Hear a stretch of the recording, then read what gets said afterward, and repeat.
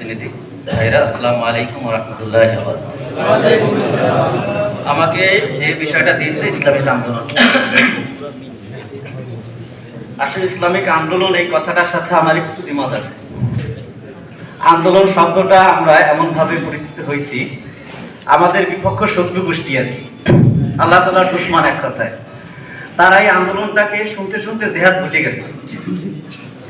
তারা জিহাদকে জঙ্গিবাদ বানাইছে, আর আন্দোলনকে তারা বানাইছে তাদের মতন করে আন্দোলন, তাদের গতানুগতিক আন্দোলনের মতন আমাদের আন্দোলন তারা মনে করে। কিন্তু আসলে কি আমাদের একটা কি আন্দোলন না জিহাদ? ইসলামী খেলাফত প্রতিষ্ঠার একটি কাফেলা নাকি?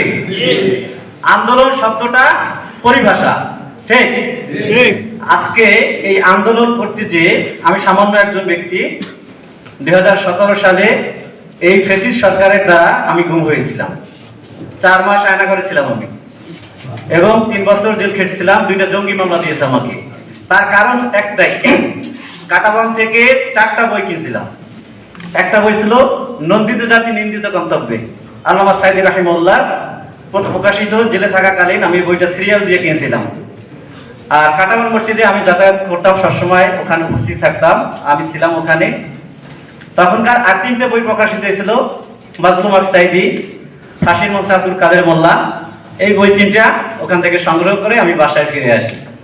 দুঃখজনক আমার পিছনে এই শত্রু গোষ্ঠী লেগে যায়, এবং আমার বাসায়, আমার পিরোজপুর এলাকায় আমার বাড়ি, ওখান থেকে আমাদের ভাইরা কিন্তু ঢাকা আসতেন বিভিন্ন সময়, যখন কোনো মামলা কাজ করতে আসতেন।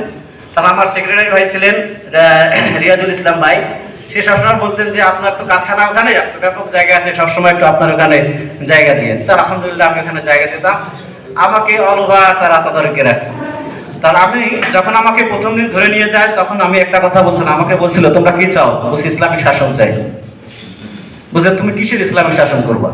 এ দেশে তো শেখ হাসিনা নেই, মদিনার সনদে দেশ চালায়, আমি কিছু নো ফেরাউনের সনদে দেশ চালাই।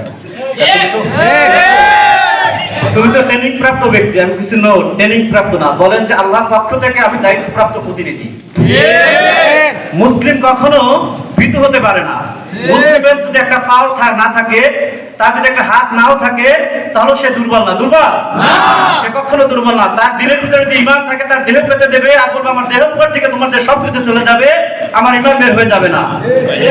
তুমি যে ইসলামিক মদিনার সনদ, তোমার যে শেখ হাসিনা তোমার সরকার বলতেছে, জেনে রাখো এই মদিনার সনদ ছিঁড়ে ফেলে দেবো, আর সত্যিকারের মদিনার সনদ আমরা এখানে নাম আনবো। যতদিন পর্যন্ত আমাদের জীবন থাকবে, ততদিন পর্যন্ত এই মদিনার সনদ আনার চেষ্টা করে যাবো ইনশাআল্লাহ। আমাকে তুমি গুম করতে পারো, হত্যা করতে পারো, কোনো দেওয়ার সমস্যা নেই।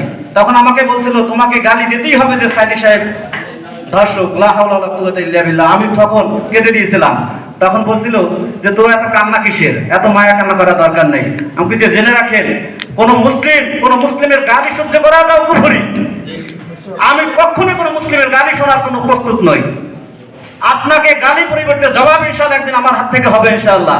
আল্লাহ তাআলা আমাকে সেই সুযোগ দান করুক। আল্লাহ তাআলার কাছে শুকরিয়া আদায় করতেছি। এই পর্যন্ত আমার বক্তব্য শেষ করেছি। আসসালামু আলাইকুম ওয়া রাহমাতুল্লাহ।